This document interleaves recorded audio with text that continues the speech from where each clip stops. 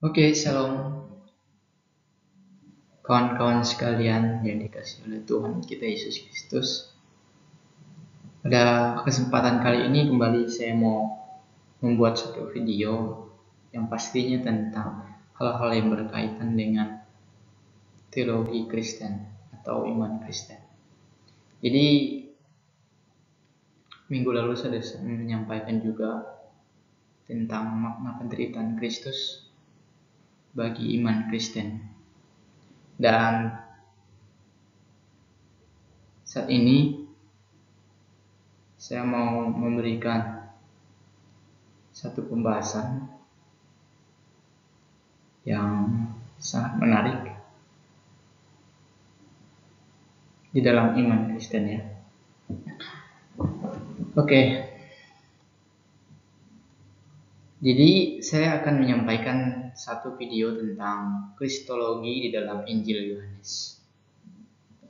Nah, kalau kita lihat di dalam Injil sinoptis, kristologi juga sangat ditekankan karena memang Injil dan semua kitab bersentra pada Kristus. Tapi pada saat ini saya akan memberikan satu tema atau judul untuk dibahas pada kesempatan kali ini. Mungkin akan banyak hal atau poin di dalam Injil Yohanes sendiri kalau kita lihat ya. Namun ada beberapa hal yang saya akan sampaikan di dalam video kali ini atau pembahasan kali ini.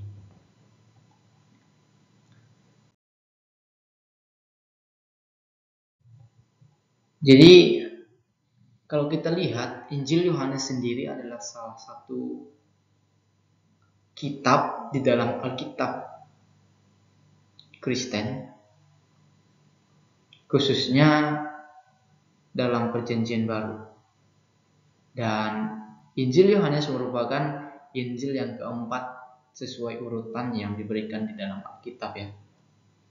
Nah, kalau kita lihat di dalam buku Merrill Teichen, ia mengatakan bahwa Injil Yohanes ditulis di Efesus oleh Yohanes sendiri ya, tepatnya di Asia Kecil pada abad-abad pertama. Nah, kalau kita lihat juga Injil Yohanes ini sangat berbeda sekali dengan apa yang disampaikan oleh ketiga Injil sebelumnya, yaitu Matius, Markus, dan Lukas. Nah, Injil sinoptis yang dikenal ketiga Injil itu memuat berita tentang Yesus dari segi lain, yaitu cerita-cerita yang hampir disusun rapi, dan itu kebanyakannya historis.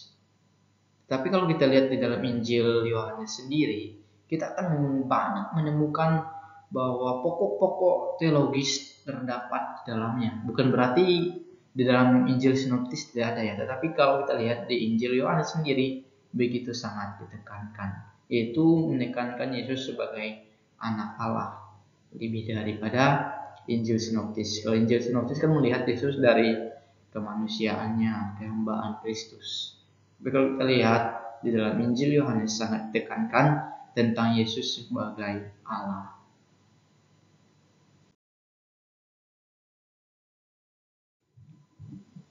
Nah, tapi kalau kita lihat ya, ada beberapa masalah di dalam Injil Yohanes.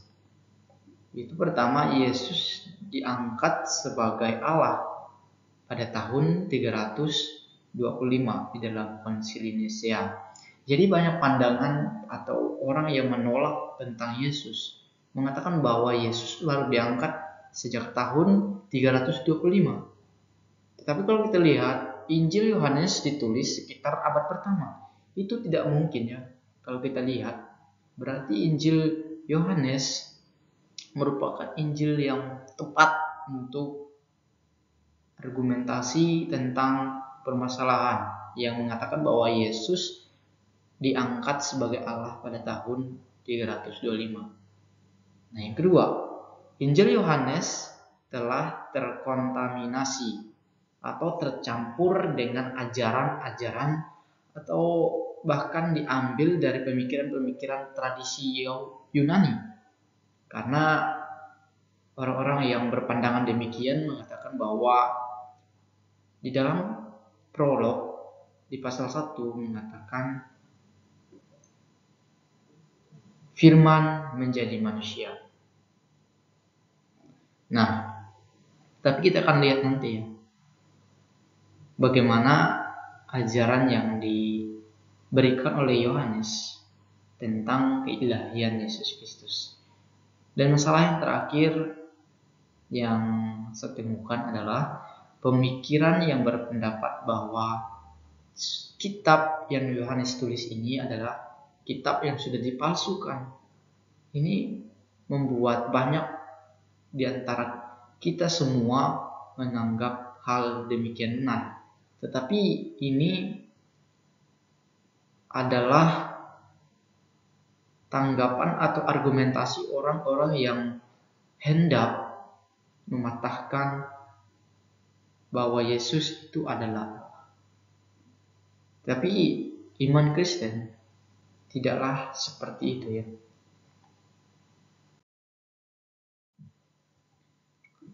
Nah, kita akan melihat perbedaan antara Injil Yohanes dan Injil yang lain, yaitu Injil Sinoptis. Nah, atau kalau kita lihat ya, Injil Yohanes berbeda dengan Injil Sinoptis. Nah, hal tersebut bisa terjadi karena Injil Yohanes menggunakan banyak simbol. Seperti kalau kita lihat, aku adalah jalan dan kebenaran dan hidup, akulah roti hidup, aku adalah gembala yang baik, terang dunia, bahkan hal-hal yang lain. Kalau kita lihat ya, ini sangat menarik untuk diperhatikan karena di dalam simbol-simbol tersebut para pembaca kalau membaca dengan teliti dan meneliti setiap simbol yang ada menyimbolkan kepada Yesus yang hendak memperkenalkan bahwa Allah adalah Allah yang hidup dan dirinya sendiri adalah Allah. Nah, kalau kita lihat ya, Allah itu adalah Allah yang transenden. Artinya Allah yang jauh, yang tidak bisa dijangkau oleh manusia dengan fisik atau sebagainya. Tetapi hal tersebut tidak mengurangi bahwa iman Kristen itu tetap berpegang pada hal yang absolut nyata, yaitu Yesus adalah Tuhan. Nah, kalau kita lihat ya, menurut Rahner dalam perspektif eskatologi, tidak ada akses menuju Allah kecuali simbol. Jadi, simbol-simbol yang digunakan oleh Yohanes hendak memperkenalkan Yesus sebagai Allah.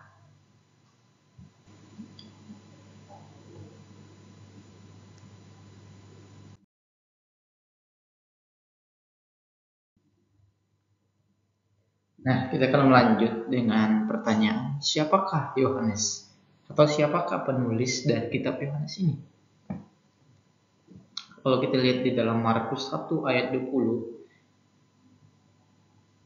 ini menggambarkan bahwa Yohanes adalah anak Zebedius, seorang nelayan. Nah, kalau kita lihat di dalam Yohanes pasal 18 ayat 16, mengatakan murid Yesus yang dikasihi yaitu Yohanes dikenal oleh imam besar di Yerusalem. Selain itu, Yohanes juga merupakan murid yang dikasihi oleh Tuhan Yesus Kristus. Artinya yang dekat dengan Yesus Kristus. Seperti contohnya ketika Yesus dimuliakan di atas gunung, Yohanes juga hadir saat itu. Salah satu murid yang dikasih oleh Tuhan Yesus. Nah, namun uniknya Yohanes juga pernah menjadi murid daripada Yohanes Pembaptis yang kemudian menjadi murid Yesus, mengikut Yesus Kristus. Itu bisa dilihat dalam pasal 1 ayat yang ke-35 sampai yang ke-37. Dan Yohanes juga disebutkan sebagai Boanerges atau anak-anak buruh yang suka bikin gaduh. Bisa lihat di dalam Markus 3 ayat 17. Sehingga kalau kita lihat ya, Yohanes itu diproses begitu keras juga. Dengan tegasnya bahwa ketika saat itu ada orang yang mengusir setan dalam nama Yesus, Yohanes mempermasalahkannya. Tetapi apa yang dikatakan oleh Tuhan Yesus? Bahwa semua orang yang tidak melawan berarti dia ada di pihak kita. Oleh karena itulah kalau kita lihat proses di dalam kehidupan Yohanes memberikan kesaksian yang begitu luar biasa. Sehingga apa yang dia catat, semua yang dia catat adalah bertujuan untuk kita semua percaya kepada Yesus Kristus dan pada akhirnya memperoleh kehidupan yang kekal.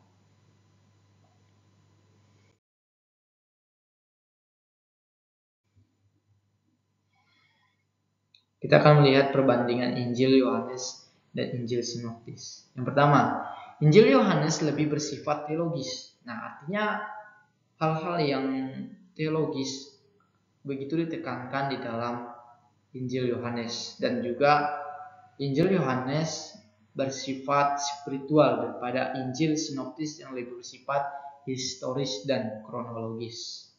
Yang kedua,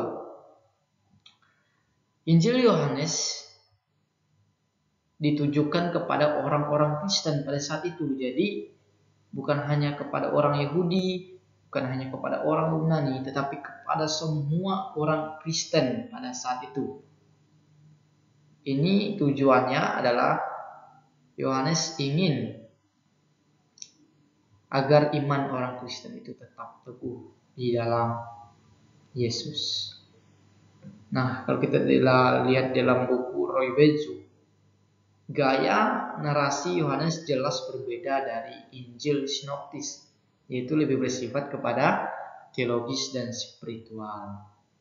Nah, sedangkan kalau kita lihat di dalam buku Thomas Schreiner, Injil Yohanes lebih bersifat reflektif dan tidak berkesinambungan satu dengan yang lain dibandingkan Injil Sinoptis yang tidak demikian. Namun perlu diperhatikan bahwa tidak berkesinambungan bukan berarti Injil Yohanes saling bertentangan antara pasal yang lain dan pasal yang satu. Tetapi artinya tidak berkesinambungan artinya adalah ceritanya tidak berurut-urutan. Tetapi yang hendak Yohanes tekankan adalah teologis dan spiritual daripada kehidupan orang-orang Kristen.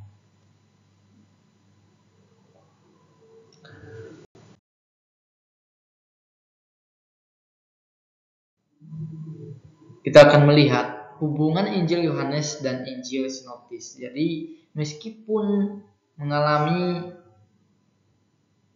perbandingan yang mungkin berbeda, namun ada hubungan antara Injil Yohanes dan Injil Sinoptis. Nah, ada 4 teori yang bisa kita lihat tentang alasan Injil Yohanes ditulis. Nah, teori yang pertama, supplementary, atau pandangan yang berpandangan bahwa Yohanes ingin menambahkan apa yang dirasa kurang di dalam Injil Sinoptik. Yang kedua, independen. Artinya Yohanes menulis Injilnya tidak tergantung pada Injil Sinoptis. Jadi ketika Yohanes menulis kitab Injil Yohanes, dia tidak tergantung atau tidak bergantung kepada Injil-Injil yang lain. Injil Matius, Markus, dan Lukas. Yang ketiga, interpretation. Artinya Yohanes menulis Injilnya memberikan tafsiran atau menambahkan makna dari kisah-kisah yang terjadi. Kalau kita lihat di dalam kisah-kisah yang terdapat dalam Injil Yohanes, seringkali tidak kita jumpai di dalam Injil-Injil sinoptik. Dan yang terakhir, substitution atau Injil Yohanes ditulis untuk menggantikan Injil sinoptis. Jadi pandangan mana yang benar? Satu kah? Dua kah? Nah, kawan-kawan semua bisa memberikan komentar di bawah ya. Mana yang benar?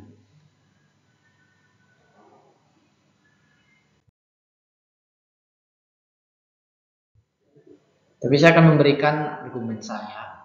Itu terdapat di dalam pasal 20 ayat 21. Yohanes memberikan jawaban yang ia tuliskan merupakan kesimpulan dari keempat Injil yang mengisahkan mengenai pelayanan Yesus selama di dunia. Jadi Injil ini ditulis tujuannya adalah memberikan kesimpulan bahwa setiap orang yang percaya akan memperoleh hidup di dalam Yesus Kristus.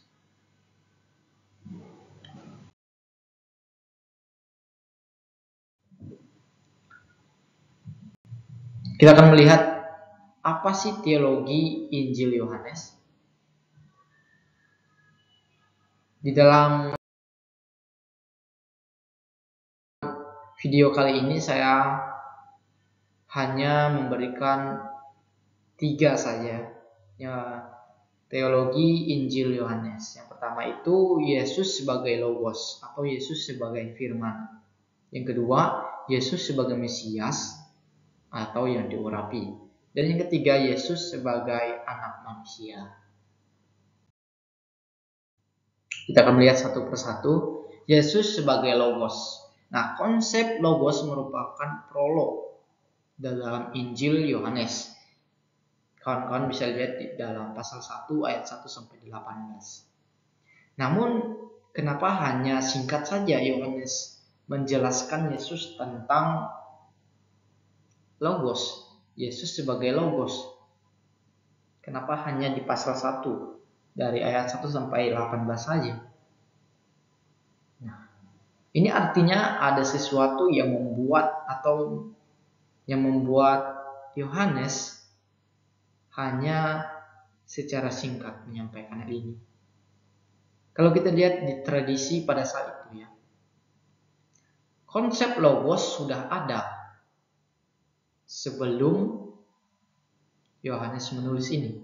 Jadi artinya konsep ini diambil oleh Rasul Yohanes untuk memudahkan orang-orang pada zaman itu untuk mengerti siapakah firman atau siapakah Logos yang mereka selama ini kenal atau selama ini mereka ketahui.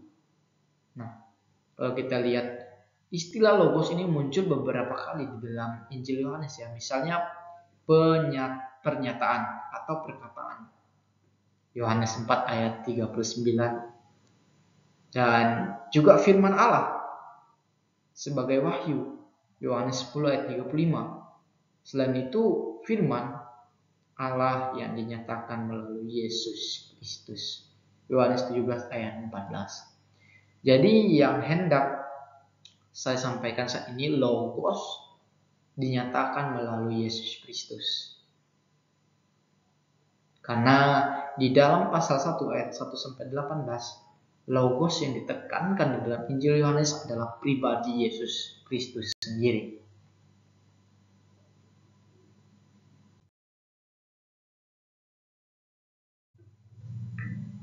Nah, istilah Logos merupakan istilah Yunani mengandung arti yang sangat luas. Dia artinya bukan hanya satu saja atau hanya dua saja, tetapi mengandung arti yang begitu luas. Nah, sekali lagi, pengetahuan tentang Logos telah ada sebelum Injil Yohanes ditulis. Nah, Begitu juga dengan pandangan saksi Yehova yang berpendapat bahwa Logos merupakan sesuatu yang rendah dari Allah. Ini sangat menyimpang sekali ya kalau kita lihat di dalam pasal 1 ayat 1 yang mengatakan firman adalah Allah sendiri. Firman Allah adalah Allah sendiri yang bersama-sama dengan Allah dan Dia adalah Allah. Nah, konsep logos pada konteks ini bertujuan untuk orang-orang pada saat itu sehingga mereka mudah mengerti pribadi Kristus sendiri. Kalau kita lihat sekali lagi bahwa pada tradisi saat itu Injil Yohanes ini sangat berguna. Meskipun sampai saat ini pun sangat penting dan berguna bagi iman Kristen. Kawan-kawan bisa bandingkan ini dengan tafsiran Wycliffe ya, atau dengan video yang dibahas oleh Romo Daniel Biantoro yang menjelaskan juga bahwa konsep logos adalah konsep yang dipakai oleh Rasul Yohanes untuk memudahkan orang-orang percaya pada saat itu mengerti siapakah pribadi Yesus itu sendiri. Nah,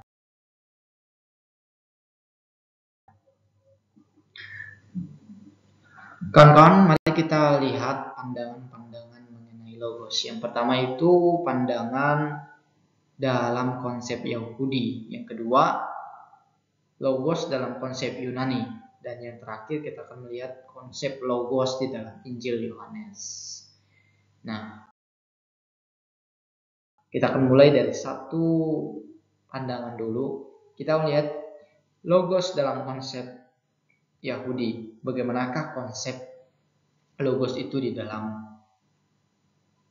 tradisi Yahudi? Nah, logos dilihat seperti suatu tindakan Allah untuk berelasi dengan ciptaannya. Sebagai logos sendiri memiliki peran kreasionis atau di dalam penciptaan.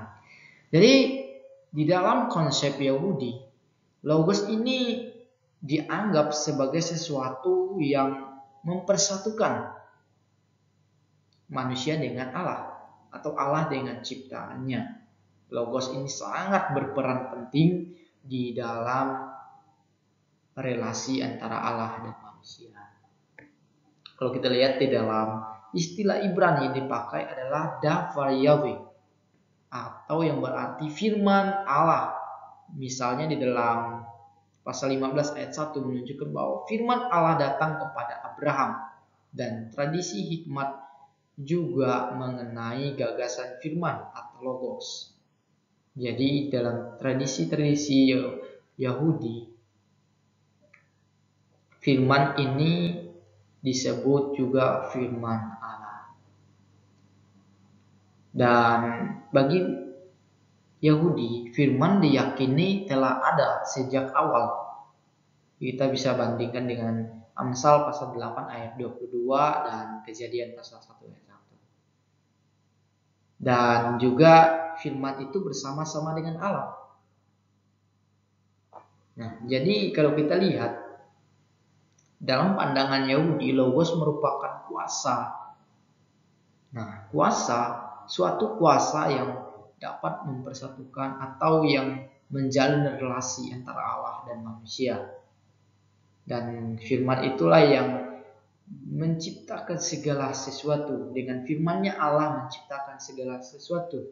Firman itu keluar serta memiliki kuasa. Itulah mengapa bangsa Yahudi sangat memperhatikan perkataan mereka, karena bagi mereka perkataan sangatlah berkuasa.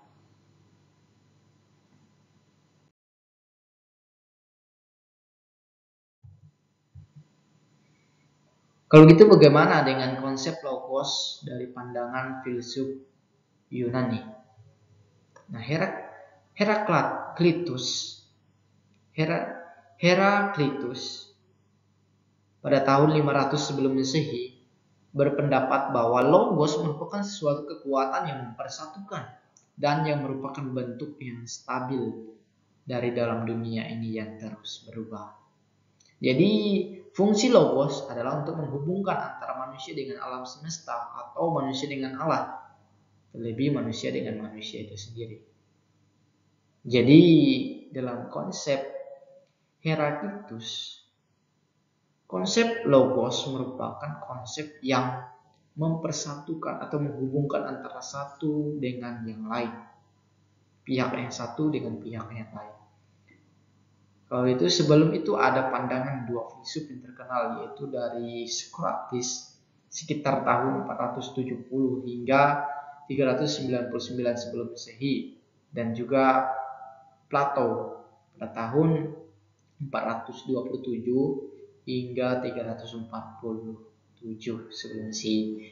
Nah, menurut mereka ini logos memiliki makna yang lebih luas, yaitu mereka lihat bahwa logos sebagai fakta mendasar yang memiliki makna yang begitu luas yang ada di dalam seluruh komunitas, baik itu antara alam semesta dan manusia. Nah, jadi menurut mereka konsep logos merupakan sesuatu yang menghubungkan antara pihak yang satu dengan pihak yang lain, ya. Nah, lalu bagaimana dengan konsep logos yang diuraikan atau yang disampaikan oleh Rasul Yohanes sendiri? Kalau kita lihat ya, memang tidak bisa disangkali bahwa konsep logos ini telah dikembangkan oleh Yohanes, yang memang dipengaruhi oleh pemikiran-pemikiran yang di atas. Namun bukan berarti konsep ini salah, ya.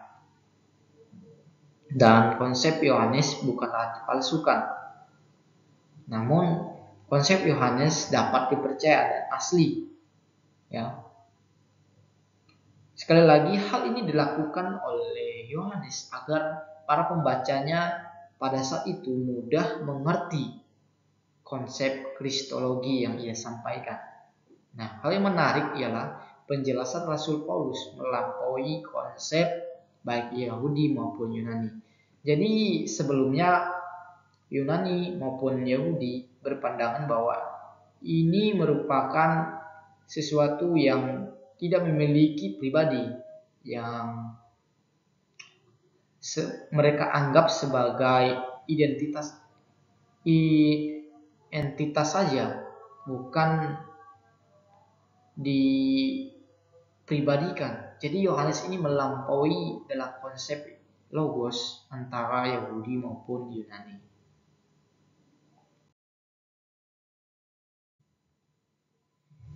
Nah, kalau kita lihat ada beberapa hal yang ditekankan oleh Rasul Yohanes dalam konsep logos. Yang pertama, hubungan logos dengan Allah. Ayat 1 di dalam pasal 1a.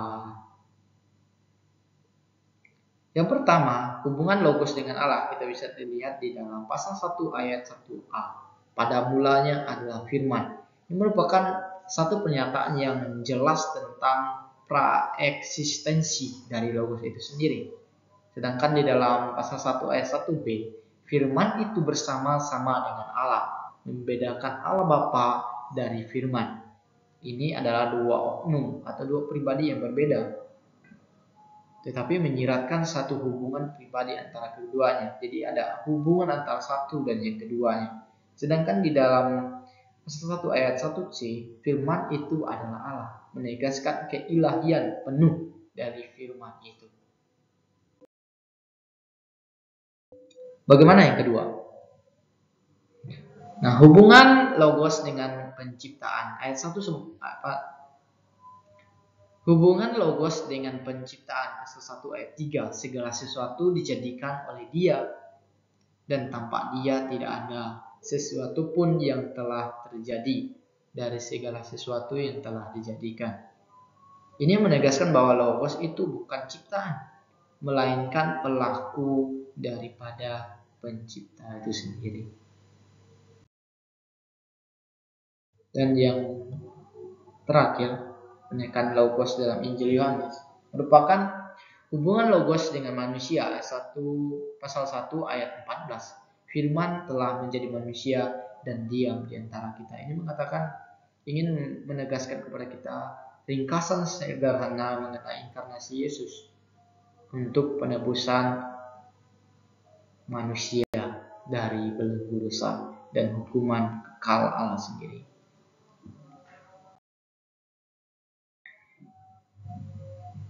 Jadi pada kesimpulan dari konsep logos adalah Yohanes tidak berbeda dari pemikiran Yahudi maupun Yunani, tetapi konsep yang dia sajikan melampaui konsep-konsep tersebut. Kalau kita lihat, bagi Yahudi maupun Yunani, logos adalah ide atau pendapat yang menguasai alam semesta ini. Tetapi kalau kita lihat dalam Injil Yohanes merupakan pribadi, bukan hanya ide atau pendapat, tetapi pribadi. Dari sebelumnya ia merupakan roh dan menjadi pribadi di dalam Yesus Kristus sendiri. Dia sangat berperan penting di dalam penciptaan alam semesta dan pribadi yang berinkarnasi menjadi manusia seutuhnya. Kita akan melihat kristologi dalam Injil Yohanes yang berikutnya, yaitu Yesus sebagai Mesias. Nah, kalau kita lihat Injil Yohanes secara terang-terangan membicarakan tentang Yesus yang adalah Mesias. Teman-teman bisa lihat di dalam pasal 20 ayat 31. Nah, dari kesaksian Yohanes Pembaptis juga mengatakan dirinya bukan Mesias, tetapi ada orang lain setelah dia. Ini yang pasti adalah Yesus Kristus. Kalau kita lihat di dalam pasal 1 ayat 20. Dan terlebih lagi kalau kita lihat hal tersebut ditegaskan oleh Filipus ketika ia berjumpa dengan Yesus pertama kali. Ia mengatakan bahwa Yesus telah dinubuatkan oleh Musa dan para nabi di dalam pasal 1 ayat 45. Nah, dalam pemikiran Yohanes, atau di sini penulis Injil Yohanes menekankan Yesus adalah Mesias, anak Allah itu sendiri.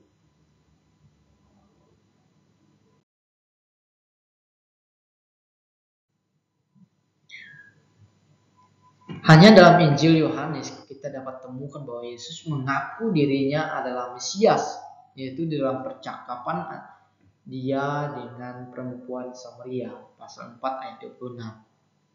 Nah, dalam Injil Sinoptis, hal tersebut baru dikisahkan di dalam pengakuan daripada Petrus. Kalau kita bisa lihat di dalam Matius pasal 16 ayat 16. Dan ketika perempuan ini mengetahui bahwa Yesus itu Mesias, dia langsung pulang memberitakan kabar tersebut. Tetapi apa yang terjadi? Orang-orang bukan percaya karena kabar yang perempuan itu beritakan, namun mereka telah mendengar tentang dia di dalam ayat 24. Begitu juga dengan kekonsistenan. Yohanes sangat konsisten mengungkapkan kebenaran dari penubuatan tentang kedatangan Mesias itu. Kalau kita lihat lagi di dalam pasal 5 ayat 45.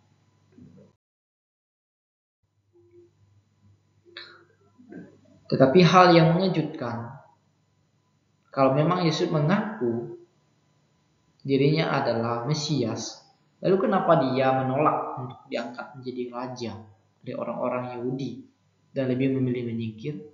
Apakah Yesus dengan spontannya dia berkata akulah Mesias, atau dia dengan respect mengaku dirinya Mesias? Tapi kenapa dia menolak kalau mau diangkat menjadi raja?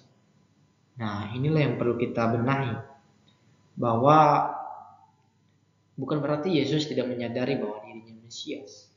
Tentu tidak ya. Sebab kalau kita lihat lagi di pasal 4 ayat 25 sampai 26, Yesus mengaku sendiri. Nah, ternyata konsep orang-orang pada saat itu keliru mengenai apa yang Yesus katakan.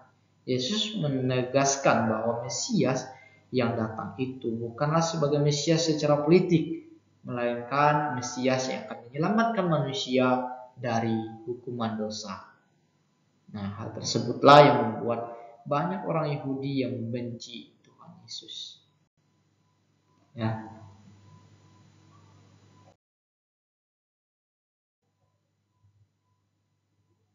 Nah, tetapi bagaimana dengan hubungan Mesias dengan anak Allah? Apakah Mesias ini menunjukkan bahwa Yesus itu adalah anak Allah? Ya, betul. Karena Yesus sebagai Mesias telah menunjukkan bahwa Yesus itu adalah anak Allah sendiri. Anak Allah yang diurapi. Nah, kalau kita lihat, Murray Basley juga berpendapat bahwa kedua gelar itu sinonim. Artinya, Yesus yang adalah anak Allah diurapi menjadi penyelamat manusia. Dan begitu juga dengan Roy Baju juga mengatakan bahwa gelar ini dikaitkan dengan gelar anak Allah. Jadi gelar Mesias itu sudah menunjukkan bahwa Yesus itu adalah anak Allah.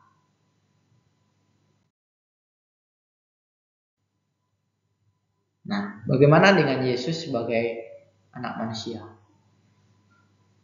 Hal ini justru menyatakan bahwa Yesus merupakan pengantara dari Allah dan manusia, antara Allah dan manusia.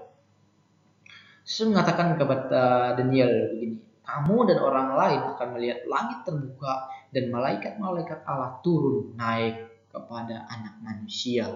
Adalah pasal 1 ayat 51. Ini hampir sama ataupun dengan jelas ini sama dengan mimpi yang dimimpikan oleh Yakub ketika ia lari dari kakaknya Esau. Ia bermimpi bahwa malaikat-malaikat turun naik dari tangga. Nah, dalam hal ini bahwa Yesus ingin menunjukkannya dirinya ada sebagai tangga yang menyambung antara Allah dan manusia, sehingga terjadilah pendamaian antara manusia dengan Allah yang tadinya bermusuhan dan sekarang sudah diperdamaikan dengan Yesus. Artinya anak manusia berarti bahwa dia menjadi wahyu atau penyingkapan mengenai Allah. Dalam diri Kristuslah kita dapat mengenal Allah Bapa dengan sempurna.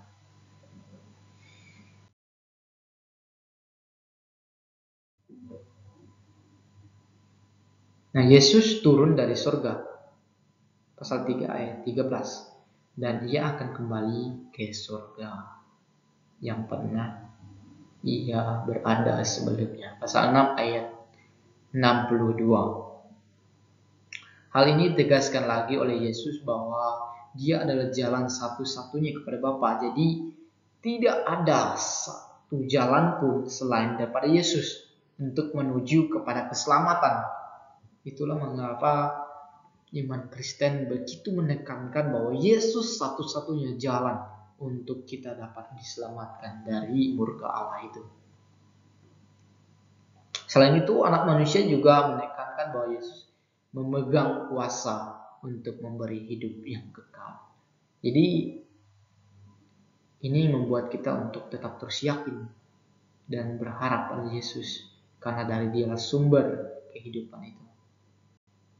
Dan ini juga sekaligus menekankan bahwa Yesus memiliki hak yang berarti dia adalah Allah. Kita sudah sampai kepada kesimpulan dari pembahasan saya. Ada beberapa kesimpulan yang dapat saya berikan. Yang pertama, anggapan-anggapan yang menentang baik kebenaran Injil ini maupun mengenai Yesus merupakan asumsi yang tidak berdasar. Karena mereka hanya ingin menggoncangkan iman kekristenan. Nah, Yesus sebagai Logos merupakan pribadi yang memiliki hakikat yang setara dengan Allah atau Bapa. Karena itu, ia juga merupakan Mesias yang berkuasa melepaskan manusia dari belenggu dosa karena dia adalah anak Allah. Yesus juga merupakan satu-satunya jalan untuk memperoleh hidup yang kekal. Jadi pada akhirnya pembahasan ini mengarahkan kita kepada satu tujuan, yaitu mengarahkan kita kepada satu tujuan, yaitu untuk mengingat kita kembali bahwa jalan satu-satunya hanyalah Yesus. Tidak ada jalan yang lain untuk kita dapat memperoleh keselamatan. Jadi kawan-kawan, sebagai orang yang percaya, tetaplah berpegang pada iman yang sejati itu, yaitu menjadikan Yesus Kristus sebagai Tuhan dan Juru Selamat pribadi kita. Dan jangan goyah oleh apapun juga yang kita hadapi. Karena iman kita adalah iman yang membawa kita kepada keselamatan. Dan pada akhirnya saya akan menutupkan pembahasan saya dengan satu pernyataan bahwa Yesus adalah satu-satunya jalan yang dapat membawa kita kepada keselamatan dan persekutuan dengan Allah. Terima kasih. Sampai di sini video saya. Saya ucapkan banyak terima kasih. Salam.